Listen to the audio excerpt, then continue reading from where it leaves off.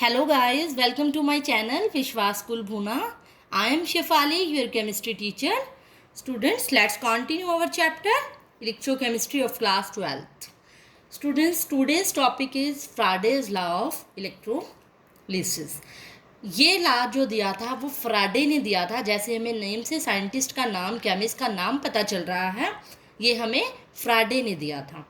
इसके दो ला थे, फर्स्ट और सेकंड ला. आज हम वही डिस्कस करेंगे इसकी स्टेटमेंट, और नेक्स्ट लेक्चर में हम इसके क्या करेंगे, न्यूमेरिकल्स. आज ओनली हम इसकी स्टेटमेंट डिस्कस करेंगे. इसको समझोगे तभी न्यूमेरिकल्स क्लियर होंगे.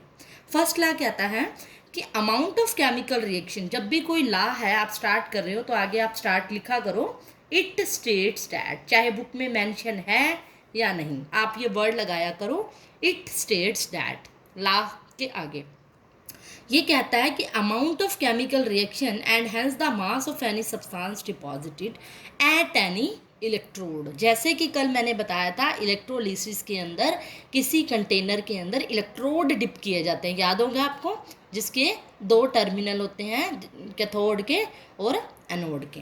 तो इसमें क्या होता है, जब कोई केमिकल रिएक्शन होती है, जब हम क्या करते थे, इलेक्ट्रोलिसिस प्रोसेस करते थे, उसमें केमिकल रिएक्शन होती थी, और क्या होता था, एक का मास क्या होता था, दूसरे पर डिपॉजिट हो जाता था एक इलेक्ट्रोड पर. ऐसा कुछ हमने किया था कल. एक इलेक्ट्रोड है, दो हैं, उसको बैटरी से कनेक्ट कर देते थे और ये सॉल्यूशन में डिप करते थे. क्या होता था, एक का चार्ज क्या होता था, दूसरे पर डिपॉजिट हो जाता था. तो ये यही कह रहा है कि mass of any substance deposited at any electrode.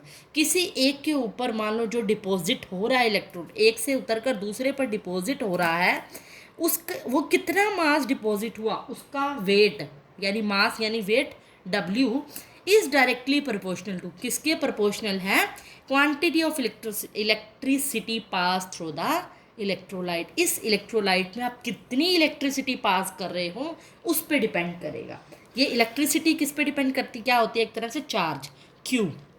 जितना चार्ज फ्लो होगा उतनी इलेक्ट्रिसिटी होगी. और इस Q को हम क्या लिखते होते हैं, एक फॉर्मूला भी होता है Q is equals to IT, या फिजिक्स में भी पढ़ोगे. I क्या है, किसी भी इलेक्ट्रोड से, जो इलेक्ट्रोलाइट से करंट पास हो रहा है, करंट इन एम्पियर्स में जो करंट पास हो रहा है.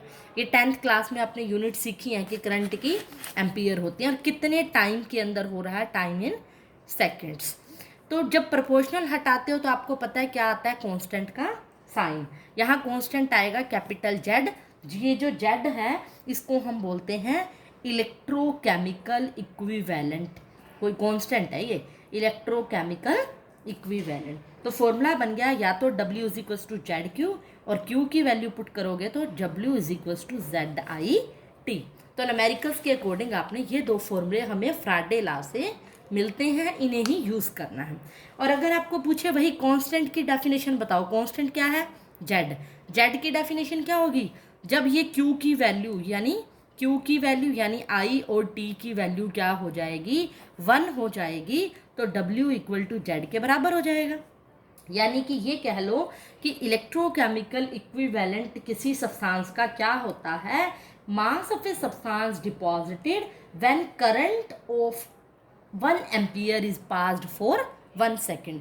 1 एम्पियर का करंट 1 सेकेंड के लिए पास होता है, तब हम उसको क्या कहते हैं कि ये इलेक्ट्रोकेमिकल इक्विवेलेंट है. W is equals to Z के बराबर होगा. नाउ अब हम करेंगे सेकंड ला. फ्राडे का सेकंड ला क्या कहता है, ये बड़ा ही पॉपुलर है. अब फ्राडे के ला जो है दोनों ही वैसे तो इम्पॉर्टेंट है, मोस्ट इम्पॉर्टेंट टॉपिक है, इस पे चांसेस होते हैं एग्जाम में आने के क्वेश्चन. तो आपने दोनों ही ला अच्छे से करने हैं. सेकंड ला ज़्यादा इम्पॉर्टेंट है. इसके लिए पहले मैं आपको एक डायग्राम से समझा रही हूँ. इसने क्या लिया था, एक बीकर लिया था, वही बैटरी से कनेक्ट किया था, और 2 बीकर लिए थे. एक्चुअल में 2 इलेक्ट्रोड को अलग अलग सोल्यूशन के अंदर क्या किया था, डिप कर दिया था. मान लो ये सोल्यूशन है AgNO3 का सोल्यूशन, और ये है कॉपर सल्फेट का सोल्यूशन. इसने क्या किया, मान लिया जैसे ये बैटरी का पॉजिटिव टर्मिनल है, प्लस टर्मिनल है, इसको इसने क्या किया था, बैटरी के नेगेटिव टर्मिनल के दूसरे सोल्यूशन के साथ कनेक्ट कर दिया था. अब ये पॉजिटिव है तो ये क्या होगा, नेगेटिव, और इस नेगेटिव टर्मिनल को इसके पॉजिटिव टर्मिनल से कनेक्ट कर दिया था. ये पॉजिटिव, दूसरे का नेगेटिव, इसका नेगेटिव और इसका पॉजिटिव, और आपस में भी अपोजिट है ये. पॉजिटिव नेगेटिव अपोजिट टर्मिनल से कनेक्ट कर दिया था। इसका मोटिव क्या था कि जब दोनों ही कंटेनर के अंदर same quantity of electricity passed होगी किसी सॉल्यूशन से जिसमें अलग अलग इलेक्ट्रोलाइट्स होंगे और सीरीज में कनेक्ट होंगे, मतलब जब दो कंटेनर हैं दोनों में इलेक्ट्रिसिटी सेम पास हो रही है लेकिन वो सीरीज में कनेक्ट हैं, तो जो उनका मास होता है इन सब्सटेंसेस का, जो मास होगा, mass of substances deposited, substance कौन से, यानी Ag डिपॉजिटेड, Ag का जो मास डिपॉजिट हुआ है बाय में मास ऑफ अदर सब्सटेंस, दूसरा सब्सटेंस दूसरे बीकर में को किसका मास होगा, कॉपर का जो डिपॉजिटेड होगा वो उन मेटल के इक्विवेलेंट मास की रेशियो के बराबर होगा, इक्विवेलेंट वेट ऑफ कॉपर, मतलब इसका मास बाय में इसका इक्वल होगा equivalent weight of this metal first metal and by में equivalent weight of second metal. ये इसकी स्टेटमेंट थी, मोस्ट इंपॉर्टेंट स्टेटमेंट। अब मास तो हमें पता है, मास कौन सा, W, जिसको डिनोट करते हैं मास डिपॉजिटेड, और इक्विवेलेंट वेट क्या होता है। अब आपको इक्विवेलेंट वेट आपको सिर्फ फॉर्मूले बता देती हूँ, जैसे हमने पिछले में फर्स्ट क्लास में किया था W = ZQ, तो एक Z का मैं आपको एक नए फॉर्मूले बता देती हूँ जिससे फर्स्ट और सेकेंड ला दोनों कंप्लीट हो जाएंगे। Z का एक नया फॉर्मूला है जो आप यूज़ कर सकते हो, Z होता है equivalent weight of substance by में क्या होगा 96,500 कूलम होता है एक फराडे के अंदर, जो चार्ज होता है ना फराडे के अंदर, एक फराडे में 96,500 कूलम चार्ज होता है, मतलब कितना चार्ज ट्रांसफ़र हो रहा है वो।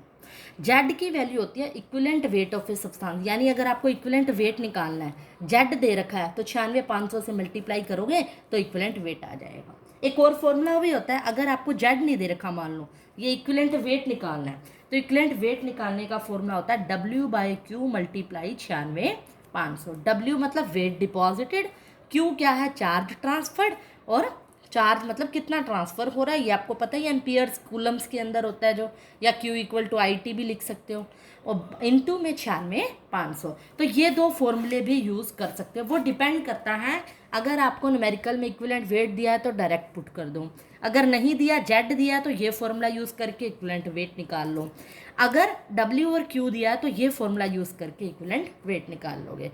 इसके सबसे पहले आपको फॉर्मूले लर्न होने चाहिए, फिर ही न्यूमेरिकल समझ में आएंगे, जो कि मैं नेक्स्ट लेक्चर में बताऊंगी। सबसे पहले इसका स्क्रीनशॉट लीजिए और इसके नोट्स बनाइए। आई होप आपको सब कुछ क्लियर हो गया होगा। So students, that's all for today.